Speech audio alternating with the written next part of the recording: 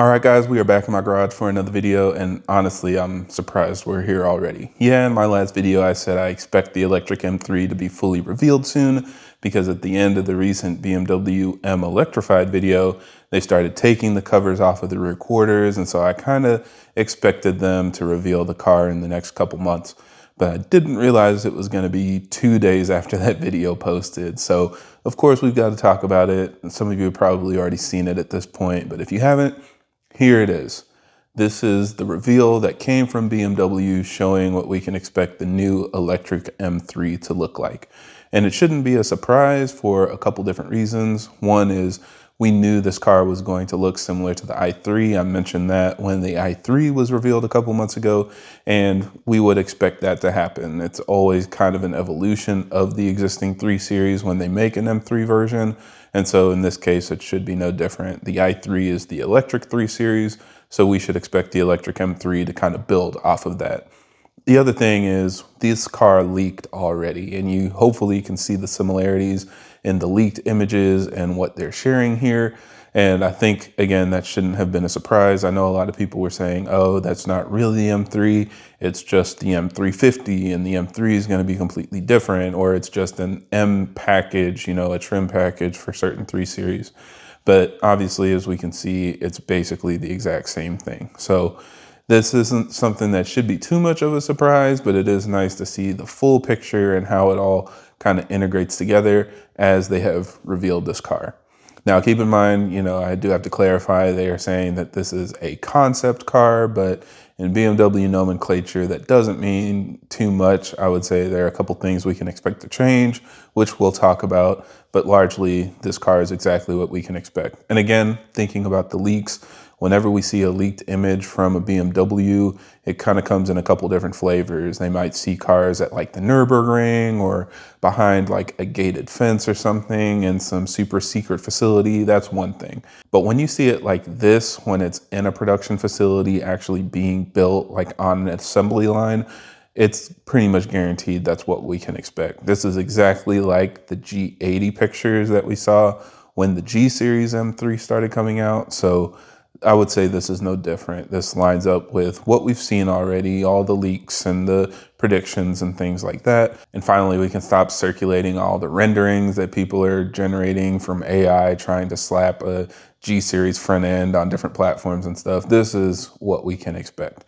So let's go ahead and take a walk around the car. And just for reference, these videos that I'm going to be clipping are either coming from BMW themselves or they're coming from BimmerPost or BMW blog, as well as Top Gear. At this point, they've all shared videos walking around the car and showing close-ups of the interior and exterior.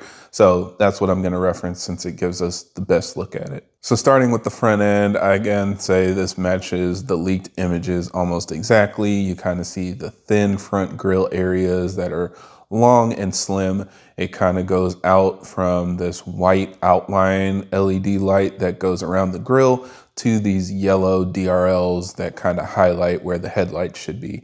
And they did highlight that this is specifically trying to, you know, touch base with the motorsport lineage of the car, which I think it's kind of funny in a lot of these videos. They've got it sitting next to an E30 M3 and they keep trying to reference, you know, how they designed this car built on the same philosophy as the original M3. Completely insane take. I don't think anybody's going to compare it to an E30 anytime soon. I get what they're trying to do, but I think this car stands on its own itself. But relating it to other racing series and racing cars, I think makes a little more sense to explain their thought process behind it. It even has those 4 track lights, which a lot of us were speculating they were bringing back fog lights to M3s, but they're not calling it fog lights in this case. They're just saying that they're track lights that are reminiscent of race cars that have those kind of extra lights on their lower bumper area. And then as you come around to the side, I still absolutely hate these proportions. I'm not a huge fan of like the kind of shark nose front end where the top of the front bumper seems to be sticking out more than the lower part of the bumper, but is what it is. And then the whole proportions where they say it's the 2 + 2 + 1, very awkward. Stretch the car out a little bit, give it a proper trunk, make everything a lot more balanced, and it would be in my taste a lot more. Not that they're building this car for me, but as it stands, it looks very weird. And this was kind of one of the things I was mentioning where a lot of EVs and cars are moving to this kind of hatchback form factor where it's built like a sedan, but the rear is designed to completely lift up to give you more access to the trunk and stuff. A lot of cars are kind of following that design language, but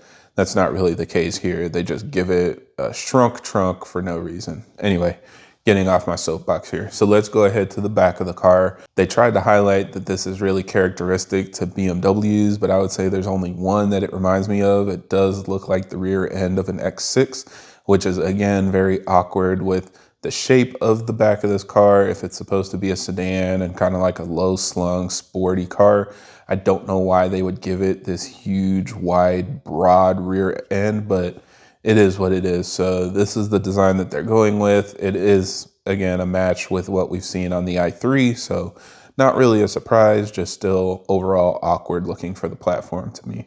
But one big thing I am a fan of is how crazy they went with the Aero. And again, a lot of people talked about this when we saw the leaks because they said there's no reason why it would have these huge gaping grills and vents and stuff when it's an EV. But they basically said in this video that the whole reason they needed to do this is because the M3's drivetrain is going to need additional cooling. It's designed, after all, for track use, and it's going to be making a lot of power. So they're going to use all of these vents as a way to manage airflow and manage heat in the electric powertrain. So again, going back to the front end, you can see below those big gaping grills, there is this huge lip spoiler that's sticking out from the bottom of the car. As you come around to the side, there are these extremely large, protruding side skirts that go all the way from the front wheel wells to the rear wheel wells. So pretty defining feature. And then towards the back, you see this huge diffuser. And as I've talked about in other videos, I am a big fan of really aggressive aero. I know it probably looks stupid for street driving, but I think that it's awesome to integrate, really aggressive aero styles. So that's something that I think looks really cool. It has really big holes to manage the airflow flowing through, as well as fins to help, minimize turbulence and improve downforce on a car that probably has a nice flat bottom and other details underneath that you can't really see from these angles, but they really went crazy with that here. Then on the front, they also have the hood that has active real vents as well. It's got more functional aero than the Supra, so that tells you something. But yeah, even the hood is vented on this car. Now, one thing to note is this is not carbon fiber, even though it looks kind of like a weave pattern you're familiar with. This is a natural fiber, and it's not so much the material, I believe, that makes the difference. It's the manufacturing that makes the difference. So they said that it takes up to 40% less energy and toxic emissions to create the natural fiber components. So that includes the front lip, the rear diffuser, the actual fins for the vent under the hood, and even the roof. It's not carbon fiber, it's this natural fiber new finish that they've been talking about for the past couple months. And in an attempt to be more environmentally conscious, not just from the EV standpoint, but in the manufacturing of the car as well, they've opted to go with this natural fiber instead. So you see that throughout, and it's something that I think still looks good, but maybe not quite as good as actual carbon. The last thing I'll say that stands out to me is the width of the car. You can see that the front fenders and the rear quarter panels are extremely pronounced to fit these wide wheels. And it's something, again, they kind of lean on the E30 M3, saying that they were trying to replicate a modern version of the box flares that we saw on the E30 M3. And of course, all the M3s since then have been much wider than the base 3 Series, except I guess the E36. But it is extremely wide. If you look at it, it almost looks like it squares off the car. So now not only is it shrunk in the front, but it's almost as wide as it is long. Extremely aggressive looking, and something that's a defining characteristic of this car. Moving into the interior, I think they made some really positive changes. Again, this starts off like an i3 as we expect, but it has some defining unique features that makes it more of an M car. My favorite is probably the steering wheel, because they got rid of that 4-spoke monstrosity that we saw on the i3, and now it is something a little more familiar. It still is very different from anything we've seen in the past. I would love for it to be a more traditional, just 3-spoke wheel with some simple buttons on the front, but they at least didn't completely make it look like it came out of Transformers. So you can see the steering wheel itself. It has all the normal functionality you would need, a little bit beefy on your right and left hands probably, but maybe it's something that as you drive with it a little more, it becomes comfortable and a little more intuitive. Then they also got the bucket seats, and again, instead of carbon fiber seats, these are going to be natural fiber seats, but they look very supportive, they look very aggressive, exactly what you'd want in a sports car. It even comes with harnesses and a harness bar, which I think is pretty interesting, but at least that's something that you would want if you want to, use the seats functionally on track. And then even the rear seats are buckets, so they've got, the wings on the side to support your shoulders and everything. It is really crazy looking with harnesses in the back as well, but with a concept car, you can take a little bit of liberty. And then looking at the center stack and the front, you can see that they've got some characteristics specific to the M3, a lot of red details that stand out a little bit more, and the whole dashboard, they said, is specific to the M3. So it has unique gauges, unique information where you can monitor temperatures, lap times, all kinds of things that you would care about if you were trying to track the car and push it to its limits that won't be available on the i3. So less kind of flashy chrome and aluminum, a lot more subtle blacks and Alcantara and different materials that make it look a lot more sporty and aggressive. Definitely this car's interior would be my preference compared to the i3 we saw before. Then the last thing is the drivetrain, which they didn't go into too much detail here, but they did basically give us a couple reminders and confirm that one, the car is going to have 4 motors, so each wheel is going to be driven individually, allowing it to do a lot of crazy things with torque vectoring and traction control to manage how that car drives on track. And they're also estimating the car is going to be making over 1,000 horsepower, so way more than I anticipated, but it's going to be pushing the limits of the car. I also saw some mention that we're expecting the battery to be at least 100 kilowatt hours, which already is pretty big for a sedan, but it's also going to have unique chemistry that allows it not only to regen more quickly, but discharge power more quickly. So that's going to allow it to hopefully last longer on track without needing to be recharged, and also allow you to put the power down more consistently and effectively when you're coming out of turns. So that's something that I've seen more and more. It's not just about having the power figure and a huge battery capacity, but it's how efficiently does it charge? How quickly does it, launch you into the back of your seat when it puts down all of the torque? All of that can be improved and created in a more efficient manner, and that's the technology that BMW is going to be putting into this platform. They even mentioned that the battery is going to most likely be a structural component of the car, which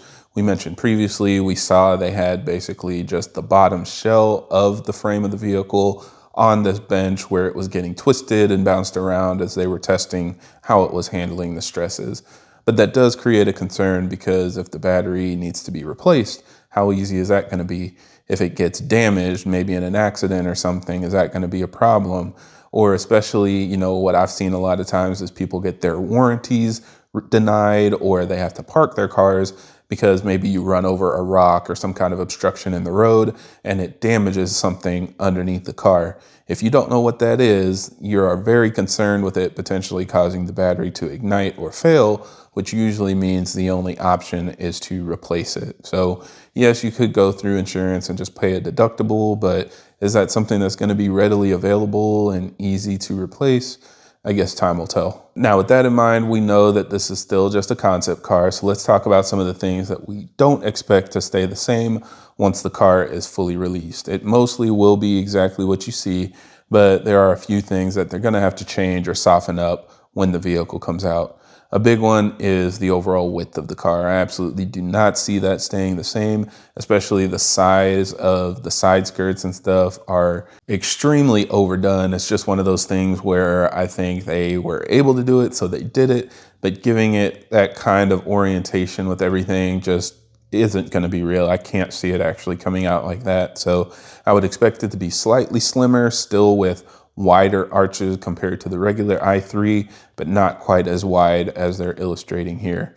Another one is the Aero. Yes, it absolutely will have to change. Thinking about some of the cars that almost can't even ship with their Aero currently, think like Viper ACR and stuff like that. this car cannot look the way that it's going to look. So I would expect at least the rear diffuser not to be as aggressive. I would expect the side skirts not to be as wide, and probably the front lip can mostly stay the same, but I expect them maybe to do more hidden details underneath the car to manage airflow and give it that aero advantage. The headlights are going to be a lot more like the i3, so I think they just really tried to go as far as they could with giving it that motorsport inspired look, but there's really no area for the headlights to actually land. All it is are DRLs and LED piping, so expect them to be spaced out a little bit with actual LED lights between the bars, very similar to what we see on the i3, although it very well could have the yellow DRLs to kind of go around the actual headlights. It's also going to have door handles. This concept car does not. It kind of has some buttons or touch sensitive areas where you tap and the door opens up. That's not legal anymore, especially in China. If you guys have seen, some electric cars are getting people stuck inside, and when it catches on fire, that creates a huge safety hazard. So no longer are we allowed to create cars, EV or not, without a mechanical door handle. So this car will get some handles popped into the door at some point. I also wouldn't expect the wheels to stay the exact same. I think the design already is pretty intricate, something that's probably pushing the edge of what's possible for a car, especially if you plan on driving it on track, hitting curbs, and just driving it hard. You need something that's very strong. It looks very much more decorative, which I just don't see really working out in the real world. And also the kind of center cap thing, or I guess they're like supposed to be center lock wheels, I don't see that coming to fruition either. So again, we'll see, but I don't expect them to be center lock. I don't expect them to be blue on one side and red on the other. They were just kind of going above and beyond with the design of this car. The front buckets, I would say, are okay, but the rear buckets, I wouldn't bank on it too much, especially with the harnesses and the harness bar. You can't have people in the back of the car with a harness bar, because if you ever got into an accident, you would immediately be biting on the bar. So that's not something that you want to do unless you want to knock your teeth out. So at least if they did offer that, I would expect it to be like an M Performance accessory or something that you could buy separately, but they won't be able to ship a vehicle with the rear seats and the harness bar. So expect there to be some kind of middle ground there if it's even available. And then lastly, I want to reiterate that I still believe all M3s are going to share a similar platform. They're all going to look the same and fit into the same body and stuff like that. So this car needs to also be able to accommodate a gas powertrain. Every single time I make a video about the electric M3, there are people in the comments saying, oh, it doesn't matter. There's still going to be a hybrid version. There's still going to be one with a gas engine. And I get it. But the electric M3 is the one that most people are worried about. It's the one that's getting the most buzz. But at the end of the day, after a year or so after that's out, we do know that a hybrid version is going to be coming out, and it still needs to be able to fit this platform. So in my mind, they need to make the appropriate adjustments so that you can see this car with an engine, with a drivetrain, with exhaust tips. All the things that are missing from this car are going to need to be able to be accommodated when that version of it comes out. I wouldn't expect the gas version to be completely different and look completely different. It's still going to fit in the same kind of body lines and framework, just have its own setup with a gas powertrain. It also is probably going to be a full hybrid like the M5, so it's probably still going to have the battery pack and everything that adds the extra weight, versus more of the mild hybrid technology where they just kind of put it in the transmission.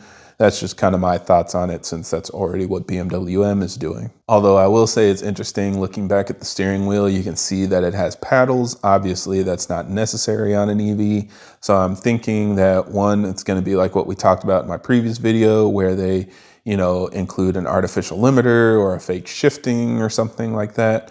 Or it's going to be kind of like Chevy, where they just use one steering wheel for all their cars. And at that one, they had manual cars that still had the paddles, but you could use the paddles to enable and disable automatic rev matching. So maybe, the steering wheel with paddles in the hybrid car will do the normal shifting like you'd expect.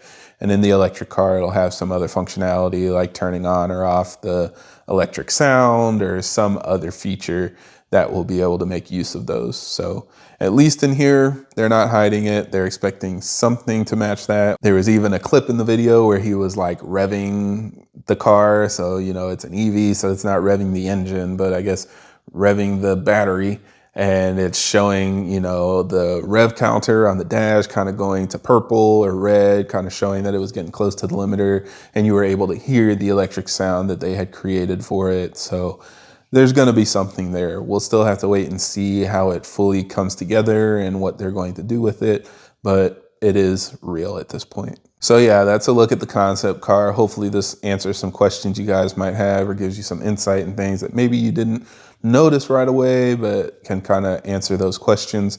I think that it's going to be a game changer. I think that BMW probably isn't doing the best job of trying to market this to people that would be interested. I think maybe they should focus on EV owners. They should focus on people that are, you know, buying Plaids and Lucid Sapphires and all these other performance cars, Taycans, you know, convince them that this is the next pinnacle EV. I think that's where the market is going to be. Obviously, they're leaning into the EV design language with really quirky interiors and, you know, a lot of gimmicks and stuff for how the car works and drives. So there definitely could be a market for it, even if it's not the OG M3 owners. So time will tell. We'll see as more information comes out. Obviously, I'll keep you guys updated on the channel as I see new details, but for now, that's it for this video. So thank you guys for watching, and I hope this helps.